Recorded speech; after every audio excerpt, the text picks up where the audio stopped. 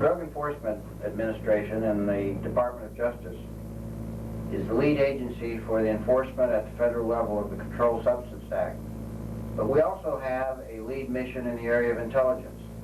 We're responsible for providing intelligence to a variety of federal customers, including Customs, Coast Guard, Immigration Service, FBI, IRS, the military, state and local enforcement organizations, as well as foreign governments, generally through our DEA overseas offices. To execute this role at the federal level, we formed a committee called the National Narcotics Intelligence Consumers Committee. This committee meets periodically to develop estimates of the drug situation in the United States, and the material I'll present to you today is a combination of the results of that estimate plus what we see as trends, so that you'll not only have the base as the committee has agreed, you'll have a projection of what we see happening in 1981 and in 1982. I'll proceed in the presentation by taking the drugs in the order that has been set in the federal strategy. First, heroin. Second, dangerous drugs. Third, cocaine. And fourth, marijuana. This chart shows the overall cultivation areas in the world with the different color codes representing the different drugs. I will speak in a few minutes to the opium cultivation that occurs in Southwest Asia, the area of Turkey, Iran, Afghanistan, and Pakistan. Southeast Asia, the so-called Golden Triangle represented in yellow, and Mexico, the area represented in brown, the three principal production areas in the world producing illicit drugs. I must also mention that in Turkey there is a illicit crop of poppy straw, which to this date we still feel that the Turkish government is controlling, as well as India, that has an illicit cultivation of over 1,000 tons per year. That illicit crop is used to produce morphine, which is used for pharmaceutical and medical purposes. I'll start by explaining what's happened in the United States as far as heroin availability on the streets at the retail level. This chart shows over the years the start at the 7.5 ton, and this is 100% pure 7.5 tons being imported and consumed in the United States in 1975. You see at this point, most of that heroin was of Mexican origin, or the yellow. Because the government of Mexico, with the assistance, financial and technical, of the United States government, including DEA's personnel in that country, initiated a crop eradication program. That program began to take hold, and as a result, the amount of Mexican heroin imported into the United States began to reduce through the 77, 78, and you see the small part in 1979 that is represented by Mexican heroin. You see the blue area, the Southeast Asian, generally holding pretty steady. There are some variations year to year. And you see a new source, Southwest Asia, beginning to build, and now a major concern to us in the United States as far as a major supply of heroin. There are three factors that really affect the cultivation of opium in the world.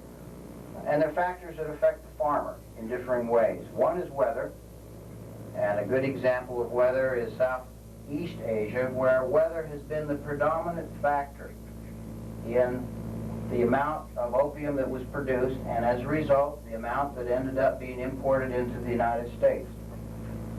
This chart shows in the Golden Triangle in 1975, they had a good year as far as weather, and in 79 and 80, weather was a significant factor in holding down that crop.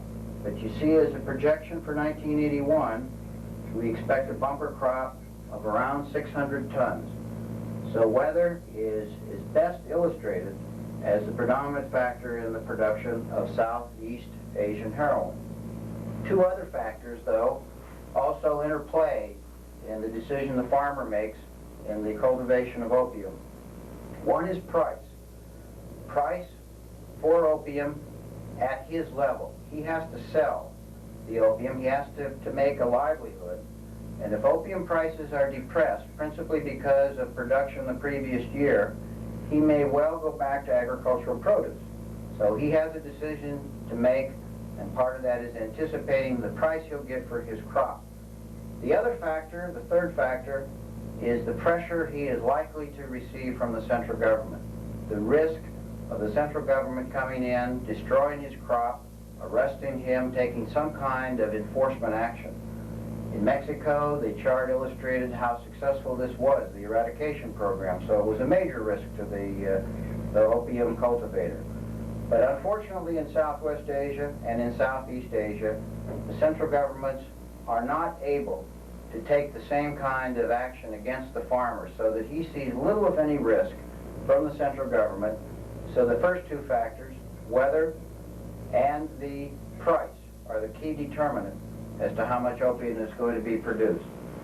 You see what's happened in the three countries making up the Southwest Asian area, Iran, Afghanistan, and Pakistan, and you can see that from 79 to 80 to 81, we have some significant production. But let me call your attention to 1979. You put these three figures together, and we had a crop of 1,600 tons produced in that area. Now, while a good part of that was consumed, both in the form of opium and also in the form of heroin hydrochloride in those three countries, a large part of that was exported and some is stockpiled. But you can see in Pakistan, for instance, how much the drop was in 1980, and that's due to the fact that this overproduction, so to speak, caused the prices to go way down, and so the farmers in 1980 did not plant as much. And that trend is even continuing in 1981, because there still are stockpiles existing principally in Pakistan, to a lesser extent in Afghanistan and Iran. I must mention the last two countries are countries where we are denied access and we have a very limited database. Here's the illustration of the effect of the Mexican program that I mentioned earlier. You can see their cultivation in 75, but notice how it has been reduced year to year. In 1981, we expect to see an increase. That increase is due to, one, the fact that the weather is improving over what they've had the previous years. Second, as a reaction to government pressure, the farmers are planting in new areas of Mexico, over on the eastern coast, near Veracruz, and they're planting more fields but much smaller fields, which makes it harder for the helicopter herbicide eradication program to be effective. So we feel that as a result there will be some increase in production in 1981.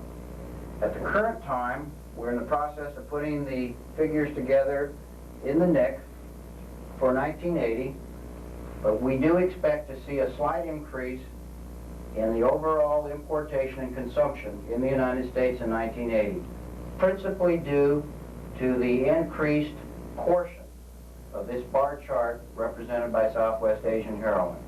In 1981, as this chart illustrates, the golden triangle, we would expect to see an increase during the latter part of this year of Southeast Asian heroin in this country due to this extensive cultivation in Burma, Laos, and Thailand. To elaborate on a point that I made earlier with respect to Southwest Asian heroin, these charts illustrate the growth that's occurred in not only the production, the opium in these three countries, but also the routes that are used to move that opium and heroin hydrochloride both into Europe and into the United States. Most of the heroin consumed in Europe comes out of this area and is manufactured into heroin hydrochloride, either in this area or a large extent in the country of Turkey.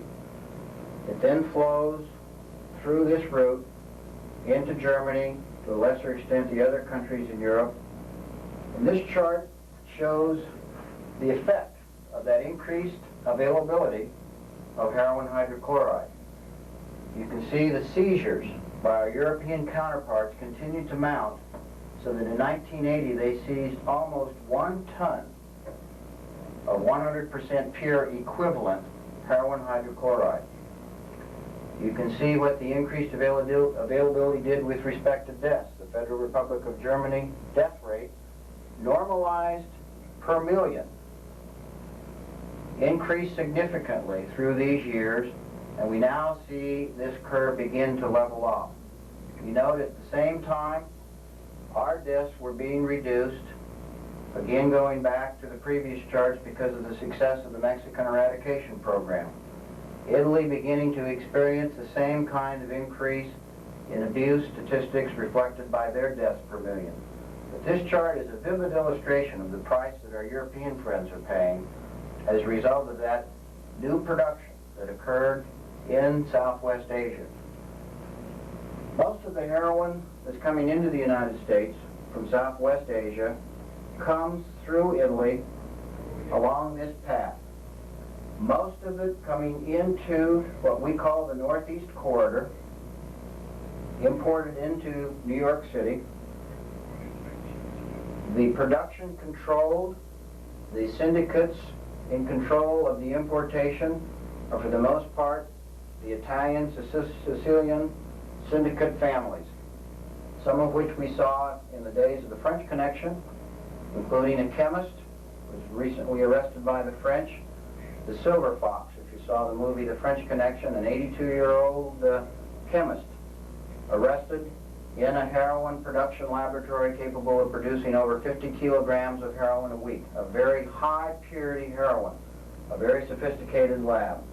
But to again re-emphasize the point, most of the heroin being imported into the United States is coming from the Italian Connection, as opposed to that heroin being abused in the northern part of Europe, which is coming through the Turkish route.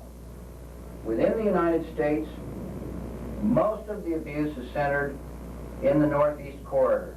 Washington, Baltimore, New York, Boston, Detroit, to a lesser extent Chicago, but we have even seen Southwest Asian heroin in Los Angeles and Phoenix.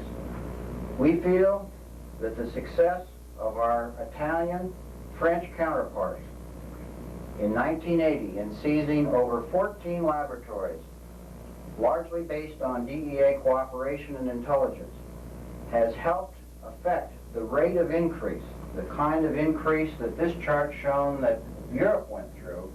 We've not seen that tremendous rate of increase in the United States because they have successfully immobilized some of the major laboratories producing heroin in Europe.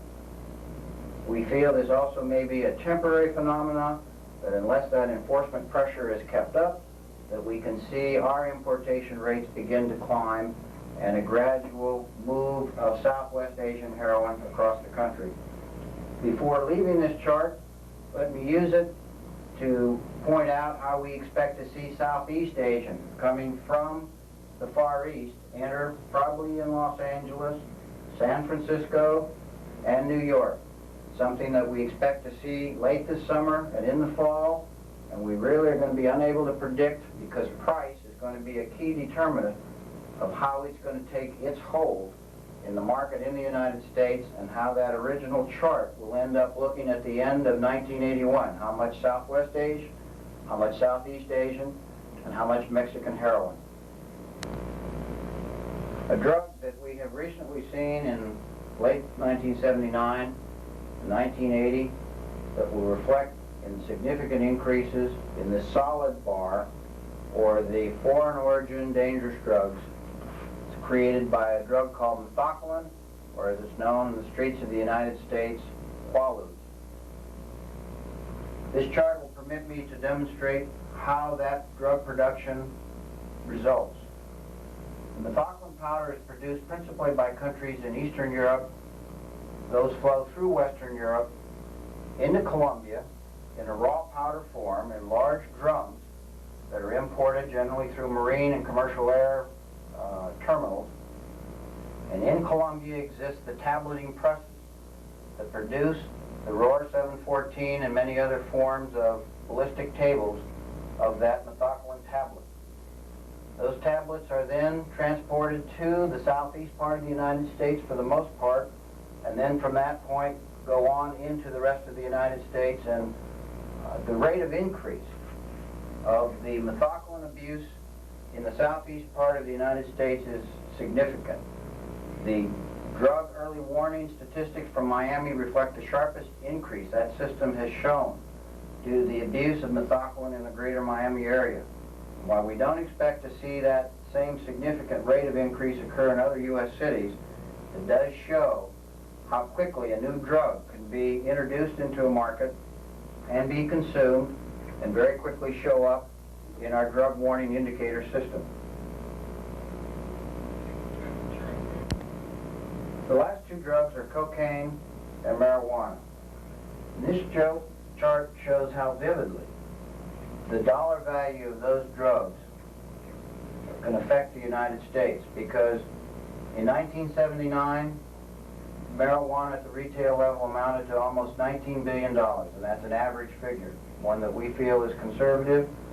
Cocaine, $21.8 billion, but the combination, over $40 billion. And one of the key factors that's creating problems principally in the southeastern part of the United States, centered in the Miami area.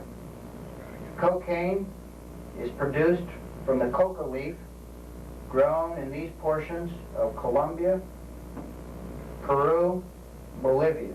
Most of the production of the coca leaf results in these two countries. About half of the cocaine hydrochloride is produced in laboratories located in Colombia, so that the raw materials move from Peru into Colombia and also from Bolivia.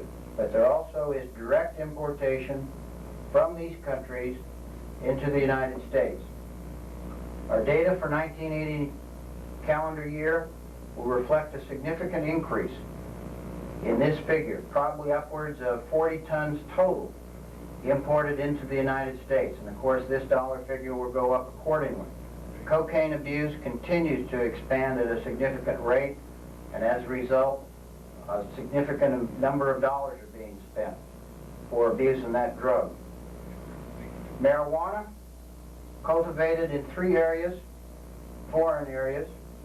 Most of the drug, 70% roughly, cultivated in northern Colombia, Guajira Peninsula, the very northern coastline area, where it's exported from.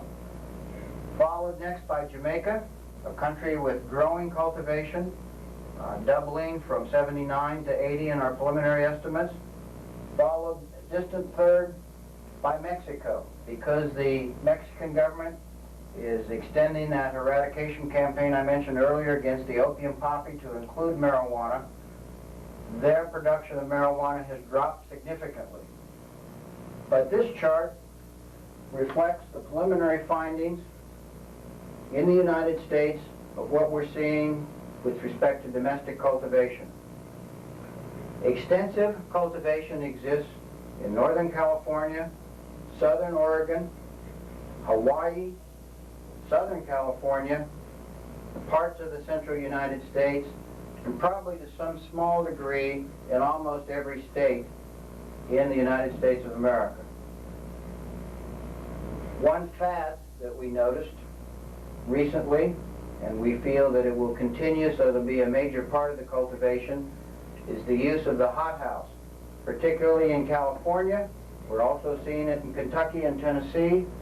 This is a covered cultivation area, much like a greenhouse, but not with the elaborate window framing system that a greenhouse would have. But that permits the cultivator to get 2 crops a year, and also permits him to control the cultivation so he gets the very high THC content sinsemilla. And that, we feel, has a significant effect, because most of the medical results that are showing the health hazards of marijuana today are based on the 1 to 2% marijuana from Mexico and Colombia, 1 to 2% THC. But the sinsemilla grown in Hawaii and Northern California, the THC content runs 6 to 7% and as high as 10%. It is a growing problem in the United States, and one which DEA and the state and locals are increasing their resources and their efforts to control that cultivation. But returning to a summary point for not only marijuana and cocaine, but the overall presentation, DEA, together with the IRS, Customs Service, and the FBI, is targeting a part of its resource against the assets being accrued by the violators, going against the purchases, the cash, the foreign bank accounts in Switzerland, the Caymans, what's happening with this money, so that we not only are working to incarcerate those involved with the importation and trafficking, we're trying to go after the assets they're accruing. And this chart again vividly displays how much money is tied up in just these two drugs alone. And the fact that we are giving priority, particularly in the southeast region of DEA, to the targeting of marijuana and cocaine traffickers. The presentation you've heard is not an optimistic one. Unfortunately, most of our indicators have turned around. The successes that we've seen in previous years are no longer there. But let me return to the basic reason for that. 90% of the drugs abused in the United States are produced abroad, in foreign countries. And if we don't pursue aggressively the international narcotics control programs, both enforcement programs and crop substitution programs, we will not be able to check the rate of increase that I've been able to present to you in this briefing. So we feel that that part of the program, together with the interdiction at our borders, the targeting and use of the Controlled Substances Act, including asset removals, must be a balanced approach to reduce the supply. In addition, there will be initiatives by the National Institute of Drug Abuse to further educate the public to reduce demand, because drug abuse in the United States is truly a demand-supply relationship. And returning to the point as a final conclusion, we don't work the problem overseas. The last place to work it is on the streets of the United States.